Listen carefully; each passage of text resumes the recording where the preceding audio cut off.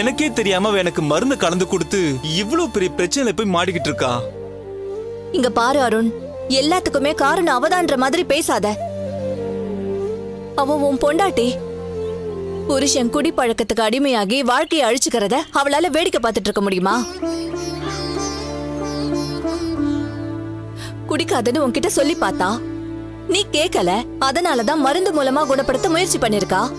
அத போய் தப்பா பேசுறது நியாயமே இல்ல அருண். ஆமா மாப்ள, இந்த பழக்கத்திலிருந்து உன்னை வெளியில கொண்டு வரதுக்காகத்தான் அவ முயற்சி பண்ணிருக்கா. அது இந்த மாதிரி பிரச்சனையில போய் முடியும்னு அவளுக்கு எப்படி தெரியும்? அருண், இதெல்லாம் நடந்து முடிஞ்ச கதை. இப்ப அத பத்தியெல்லாம் ஆராய்ச்சி பண்ணி எதுவும் ஆக போறதில்ல. ரஞ்சிதாவை இந்த கேஸ்ல இருந்து வெளியே கொண்டு வரணும். அதுக்கு நீ என்ன பண்ண போற? ஐயோ, எனக்கு ஒண்ணுமே புரியல அத்தை. என்ன சிம்ரன் என்ன செய்ய போறேன்னு எனக்கு ஒண்ணுமே தெரிய மாட்டேங்குது. மாப்ள, இங்க பாரு, நான் ஒரு ஐடியா சொல்றேன், கேக்குறியா? ரஞ்சிதாவை நிரபராதின்னு நிரூபிக்கிறதுக்கு அதுக்கு ஆதாரம் தேடுறது ஒரு வழி, இல்ல கல்பனா சொன்ன டீலுக்கு சம்மதிக்கிறது இன்னொரு வழி. நான் என்ன சொல்ல வரேன்னா, இப்ப நம்ம ஆதாரத்தை தேடி அலையறதுக்கு நேரமாகும். ரஞ்சிதாவை எப்படியாவது வெளியில கொண்டு வரதுக்கு தான் பார்க்கணும். அதுக்கு கல்பனாவோட டீலுக்கு நீ சம்மதிக்கிறதா சரி. நான் கல்பனா கழுத்துல போய் தாலி கட்ட சொல்றீங்களா? அதெல்லாம் நல்லா முடியாது. அருண், நீ அதை செஞ்சாதான் ரஞ்சிதா மேல கொடுத்த கேஸ வாபஸ் வாங்குவேன்னு கல்பனா கண்டிஷன் போட்டிருக்கா. அத்தை, நான் அவ கண்டிஷன் ஏத்துக்கிறது நான் ரஞ்சிதாவுக்கு செய்யற துரோகம். ரஞ்சிதாவை காப்பாத்துறதுக்காக என்னால அவளுக்கே துரோகம் செய்ய முடியாத. சாரி, முதல்ல இதை ரஞ்சிதாவை ஏத்துக்க மாட்டா. என் துரோகத்தை தாங்கிக்கிறத விட நான் தண்டனையை அனுபவிக்கிறது மேலுன்னு சொல்லுவா.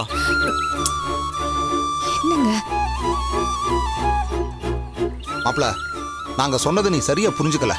பாரு, சொன்ன வார்த்தையை காப்பாத்தணுங்கிற அவசியம் எல்லாம் இல்ல. நமக்கு ரஞ்சிதா வெளியே வரணும். அதுக்காக இப்போதைக்கு இந்த டீலுக்கு சம்மதிக்கிற மாதிரி நீ நடிச்சா போதும். ரஞ்சிதா வெளியே வந்ததும் ஏதாவது ஒரு காரணத்தை சொல்லி நம்ம கல்யாணம் வேண்டாம்னு சொல்லிடலாம். மாமா, அதெல்லாம் வேணாம். இப்போதைக்கு பிரச்சனை சரியான போதுன்னு நான் ஏதாவது செய்ய போய் தான் ஒவ்வொரு தடவையும் தேடி தேடி போய் பிரச்சனை மாட்டிருக்கேன். இதுக்கு முன்னால அப்படி என்ன செஞ்சு மாட்டிக்கிட்ட? ரஞ்சிதாவை காப்பாத்த தாலி கட்டனே, அது அப்படி நடந்த விஷயம்தான். அவசரத்துக்கு நான் பண்ண தப்பாலதான் இவ்வளவு குழப்பமா ஆரம்பிச்சது. அருண், அது தப்புன்னு சொல்லாத. அவசரத்துல அந்த கல்யாணம் நடக்கலன்னா ரஞ்சிதா மாதிரி ஒருத்தி உனக்கு பொண்டாட்டியா கிடைச்சிருக்கவே மாட்டா.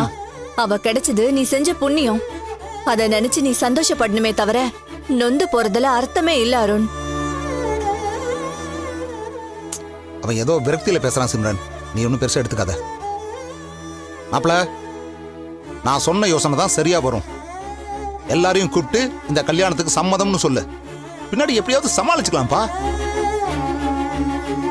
இன்னும் என்ன யோசிச்சுட்டு இருக்க? நீ ரஞ்சிதாவை காப்பாத்துறதுக்காக செஞ்ச காரியம் கல்யாணமே இல்லைன்னு எல்லாரும் பேசினாங்கல்ல, அதே பாயிண்ட வச்சு அவங்கள மடக்கிடலாமாப்ல. ரஞ்சிதாவை காப்பாத்துறதுக்காகத்தான் நான் சம்மதம் சொன்னேன், அதை இவ்வளவு சீரியஸா எடுத்துக்காதீங்கன்னு அவங்க வார்த்தையை அவங்களுக்கே திருப்பி கொடுத்துடலாம். இப்ப இருக்கிற சூழ்நிலையில இப்ப நம்ம அதை மட்டும்தான் செய்ய முடியும். நல்லா யோசிச்சு ஒரு முடிவுக்கு வா மாப்ள. இங்க பாரு அருண், ரஞ்சிதா உன் வாழ்க்கையில கிடைச்ச பொக்கிஷம். அவளை எந்த நிலைமையிலயும் மிஸ் பண்ணிடாத.